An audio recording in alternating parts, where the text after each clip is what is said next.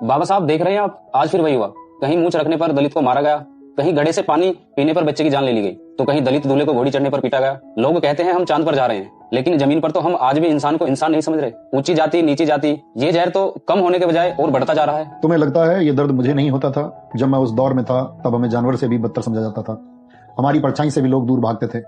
मुझे लगा था कि अगर मैं कानून बना दूंगा, सबको एक बराबर खड़ा कर दूंगा, तो शायद लोगों की मानसिकता बदल जाएगी। लेकिन आज देख रहा हूं कि मैंने कागज पर तो छुआछूत मिटा दिया, लेकिन लोगों के दिमाग से जाति का कचरा अभी तक नहीं निकला है। पर बाबा साहब, लोग तो ये भी कहते हैं कि ये सब आपने सिर्फ अपनी जाति के लिए किया। उन्हें ये समझ ही नहीं आता कि आपने कितनी मुश्किलों से ये सब तैयार किया। उन्हें क्या पता संघर्ष और ज्ञान क्या होता है बेटे। लोगों को लगता है कि मैंने सिर्फ आरक्षण की बात की।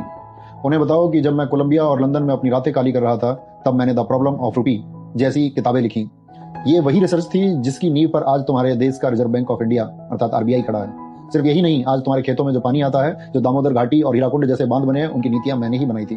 मैंने 18 घंटे जाकर पढ़ाई की, अपनी आंखों की रोशनी गवाई, ताकि मैं भारत को दुनिया के सबसे बेहतरीन देशों की कतार में खड़ा कर सकूं। मेरा काम किसी एक जाति के लिए नहीं, पूरे भारत के निर्माण के लिए था। तुम्हारे लिए आराम करने की परिभाषा होगी 1 घंटे रील्स स्क्रॉल कर लूं, कुछ घंटे चैटिंग कर लूं। जानते हो मेरे लिए आराम का मतलब क्या था? एक और नई किताब पढ़ लूं, अपने ज्ञान के दायरे को और बढ़ा लूं। पर आज उसी संविधान को कुछ लोग बदलने की बात करते हैं। उन्हें लगता है कि संविधान हटेगा तो देश मजबूत होगा। मूर्ख हैं वो लोग। वो ऐसा इसलिए कह पाते हैं क्योंकि तुम खामोश हो।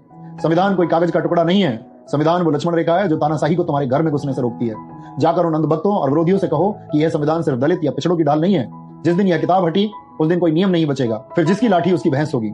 आज जो गरीब, सवर्ण या मध्यम वर्ग का आदमी पुलिस की आंखों में आंखें डालकर बात करता है, वो इसी संविधान की वजह से है। या रूल ऑफ लॉ है। अगर संविधान गया तो तुम सब, चाहे ब्राह्मण, शूद्र या दलित हो, सब गुलाम बनोगे। उस दिन इंसान की कीमत खत्म हो जाएगी और पुराना दौर लौट आएगा। और याद रखना, मैंने तुम्हें वोट की ताकत इसलिए दी थी ताकि रानी के पेट से राजा पैदा होने की परंपरा को लात मार सको। मैंने चाहा था कि अब राजा वो बनेगा जो काबिल होगा।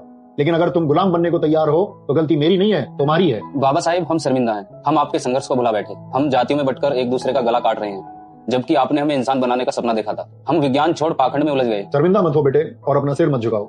मुझे कमजोर और रोने वाले लोग पसंद नहीं। मुझे वो युवा चाहिए जिसकी रीढ़ की हड्डी सीधी हो। अगर मुझे सच्ची श्रद्धांजलि देना चाहते हो तो एक वादा करो, जाति का चश्मा उतार कर फेंक दो। अपने पड़ोसी में दलित या ब्राह्मण मत देखो, उसमें एक इंसान और एक भारतीय देखो।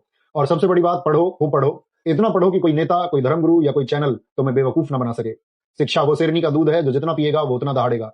मेरी बनी पत्थर की मूर्ति पर माला मत चढ़ाओ, क्योंकि यह मेरी विरासत नहीं है। मेरी विरासत तुम्हारे विचार हैं, उसे मजबूत करो। मैं वादा करता हूँ बाबा साहिब, मैं अब भटकूंगा नहीं। मैं आपकी मेहनत बेकार नहीं जाने दूंगा। मैं शिक्षित बनूंगा, संगठित रहूंगा, खूब पढ़ूंगा और अन्याय के खिलाफ संघर्ष करूंगा।